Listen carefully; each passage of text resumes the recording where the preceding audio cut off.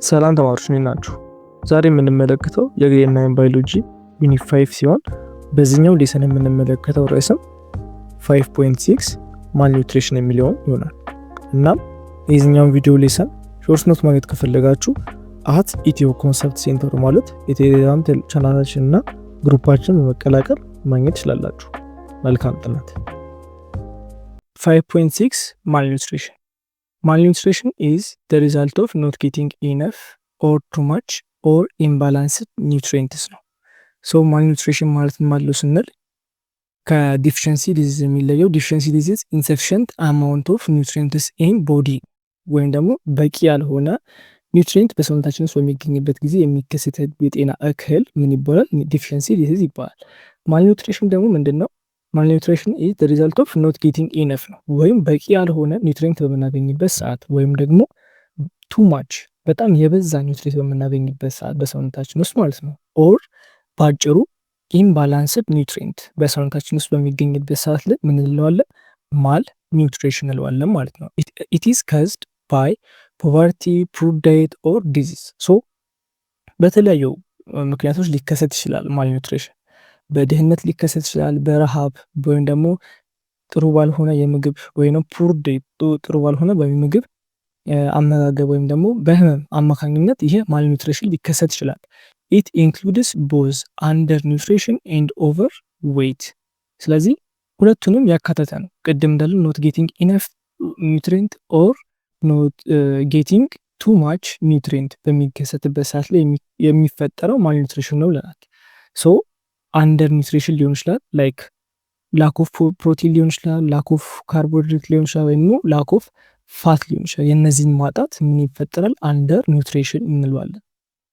ይህም ደግሞ ምን ሊፈጥር ይችላል? ከዝ ዌይት ሎስ፣ ዊክነስ ኤንድ ዲዚዝ ላይክ ማራስመስ ኦር ኮሻኮር ቅድም እንዳወራነው ዲፊሸንሲ ዲዚዞች ያስከትላል አንደር ኒውትሪሽን ማለት ነው። ሶ ኢት ኢዝ ሎወር ኢሚዩኒቲ። ይሄ በሚቀጥልበት ሰዓት ላይ ምን ይፈጥራል? የበሽታ የመከላከል አቅማችንን ሎወር ወይም ደግሞ እየቀነሰው ይመጣል። ዲስ ታይፕ ኦፍ አንደር ኒውትሪሽን ኢንክሉድድ ታይፕ አላቸው። አንደር ኒውትሪሽን የመጀመሪያው ዌስቲንግ ነው፣ ሁለተኛው ስተኒንግ ነው፣ ሶስተኛ ደግሞ አንደር ዌይት ይባላሉ። ዌስቲንግ የምንለው ሎ ዌይት ፎር ሃይት። ይሄ ማለት ነው ኖርማል ሄት ይኖራቸዋል የሰው ዌስቲንግ የምንለው የልጁ ወይም ደግሞ ሰውየው ኖርማል ዌት ይኖረዋል፣ ኖርማል ሄት ይኖረዋል። መጀመሪያ ቁመቱ ኖርማል ነው፣ ግን ሎ ዌት ይኖረዋል። የሰውነቱ ክብደት ግን በጣም ቀጭን ነው ማለት ነው። ይሄ ምንድነው? ቲን ቦዲ ነው ዌስቲንግ የምንለው። ስተኒንግ የምንለው ደግሞ ሎ ሄት ነው ፎር ኤጅ ማለት ነው። ሎ ሄት ፎር ኤጅ የምንለው ደግሞ ምንድነው? ኖርማል ኤጅ ሆኖ ወይም ደግሞ የልጁ ያለበት የእድሜ ሁኔታ ወይም የእድሜ ክልል ኖርማል ሆኖ ግን ምንድነው ሾርት ሄት ወይም ደግሞ ሎንግ ሄት ይሆናል ማለት ነው። ወይ በጣም ይረዝማል ወይ በጣም ያጥራል። ይሄ ደግሞ ምንድነው? ፑር ፊዚካል አፒራንስ ነው ስተኒንግ ነው። ለምሳሌ ሊዮኔል ሜሲ ያጋጠመው ምንድነው? ስተኒንግ ነው። የእድሜ ክልሉ ኖርማል ሆኖ ሳለ ግን በጣም እሱ ምንድነው? ቱ ሾርት ነው። ሶ ይሄ ምንድነው? ፑር የሆነ ፊዚካል አፒራንስ ሲያጋጥማቸው ምን ይባላል? በኒውትሪሽን አማካኝነት የኒውትሪሽን ዲፊሸንሲ ስተኒንግ ይባላል ማለት ነው። አንደር ኒውትሪሽን ነው። አንደር ዌይት የምንለው ደግሞ ሎ ዌይት ፎር ኤጅ ነው። ይሄ ደግሞ ምንድነው? ኖርማል ኤጅ ነው ያለው ግን በጣም ሎ የሆነ ዌይት አለው ማለት ነው። ይሄ ደግሞ ኮምቢኔሽን ኢፌክት ኦፍ ዌስቲንግ እና ስተኒንግ ነው። የዌስቲንግ እና የስተኒንግ ሁለቱ ጥምረት አንደር ዌይትን ይፈጥራል ማለት ነው። ማይክሮ ኒውትሪየንት ዲፊሸንሲስ አር ካዝድ ባይ ላክ ኦፍ ኢሴንሻል ቫይታሚንስ ኤንድ ሚነራልስ አፌክቲንግ ግሮዝ ኤንድ ቦዲ ፋንክሽንስ ነው። ባለፈው ባየናቸው ቪዲዮዎች መሰረት ማይክሮ እና ማክሮ የሚባሉ ኒውትሪየንቶች እንዳለው ይተናል። ማይክሮ ኒውትሪየንቶች የሚባሉት ዲፊሸንሲ የሚያጋጥምበት ሰዓት ላይ ወይም ደግሞ የቫይታሚን እና የሚነራል ላክ በሚያጋጥምበት ሰዓት ላይ ወይም ደግሞ እጥረት የሚያጋጥምበት ሰዓት ላይ ዳይሬክትሊ አፌክት የሚያደርገው ምናችን ነው? ግሮዛችን እና ቦዲ ፋንክሽናችን ነው ማለት ነው። ምክንያቱም ቫይታሚኖች እና ሚነራሎች በጣም ኢምፖርታንት የሆነ ነገሮች ስለሆኑ ለቦዲ ፋንክሽኒንግ እና ለግሮዝ ማለት ነው። ቱ ማች ፋት በምንወስድበት ሰዓት ላይ ኢን ደ ዳይት ካን ሊድ ቱ ኮሮነሪ ሃርት ዲዚዝ ዱ ቱ ፋት ቢውልድ አፕ ኢን አርተሪስ ነው። በጣም ከሚያስፈልገን በላይ ፋት በምንወስድበት ሰዓት ላይ ወይም በምንመገንበት ሰዓት ላይ ኮሮነሪ ሀርት ዲዚዝ የሚባል በሽታ ያጋልጠናል። ይህም ደግሞ የሚሆነው ለምንድን ነው? በልባችን ውስጥ የሚገኘው አርተሪስ በሚባለው ቫልቭ ላይ ምን ቢውልድ አፕ እያደረገ ስለሚመጣ ነው። ፋት ቢውልድ አፕ እያደረገ ስለሚመጣ በዛ በኩል ያለውን ትቦ ስለሚዘጋው፣ ይህም ደግሞ ምን ያስከትላል? ኮሮነሪ ሀርት ዲዚዝ የሚባል በሽታ ያስከትላል ማለት ነው። ፋትን አብዝተን በምንወስድበት ጊዜ ቱማች ሲሆን ማለት ነው። በመቀጠል እናየው ኦቤሲቲ ነው። ኦቤሲቲ ሃፕንስ ዌን ኤክስትራ ፉድ ኢዝ ስቶርድ አስ ፋት ነው። ኦቤሲቲ የምንለው በአጭሩ ውፍረት ማለት ሲሆን ይህም ደግሞ የሚከሰተው በምን ምክንያት ነው? ኤክስትራ የሆኑ ምግቦች በሰውነታችን ውስጥ በፋት መልክ ስቶርድ በሚደረጉበት ጊዜ ሰውነታችን ምግብ በጣም ኤክስትራ የሆኑ ፉዶችን ዳይጀስት ያልተደረጉ ማለት ነው እነሱን በፋት መልክ ስቶርድ ሲያስደርጋቸው ምን ይባላል? ኦቤሲቲ ይባላል ማለት ነው። ከዚስ ኢንክሉድ ሃይ ኢንቴክ ኦፍ ፋቲ ኦር ሹገር ፉድስ ኤንድ ሎ ፊዚካል አክቲቪቲ። ይህን ደግሞ በምን ምክንያት ሊከሰት ይችላል? በጣም የበዛ ጣፋጭ የሆኑ ነገሮች ወይ ደግሞ ፋቲ ኦር ሹገር ያላቸው ምግቦችን ከተመገብን በኋላ እና ደግሞ የስፖርት ወይ ደግሞ ፊዚካል አክቲቪቲያችንን የምናደርገው በጣም ሎ በሚሆንበት ሰዓት ላይ ምን ያስከትላል? ኦቤሲቲ ያስከትላል ማለት ነው። ሶ ኦቤሲቲ የሚያስከትሉ ነገሮች ምን ናቸው?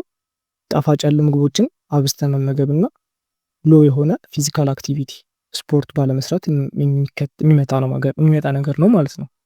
ሄልዝ ሪስክ ሀርት ዲዚዝ፣ ሃይ ብለድ ፕሬሸር፣ ዲያቤትስ ኤንድ አርተሪስ ናቸው። ስለዚህ በዚህ በኦቤሲቲ ምክንያት የሚከሰቱ በሽቶች ምን ናቸው ስንል የልብ በሽታ ሊያጋጥመን ይችላል፣ የደም ፕሬሸራችን ሀይ ሊሆን ይችላል፣ የስኳር በሽታ እና አርተሪስ የተባሉ በሽቶችን ልናስተናግድ እንችላለን ማለት ነው በኦቤሲቲ አማካኝነት። ሶ ሃው ካን ዊ ፕሪቬንት ዲስ ኦቤሲቲ ስንል በመጀመሪያ ኢት ለስ ሃይ ኢነርጂ ፉዶችን ነው። ስለዚህ በውስጣቸው ሃይ ኢነርጂ ፉዶች የያዙ ምግቦችን ወይም ደግሞ በውስጣቸው ሹገር ወይም ጣፋጭነት ያላቸው ምግቦችን አብዝተን አለመመገብ የመጀመሪያው ፕሪቬንሽን ነው።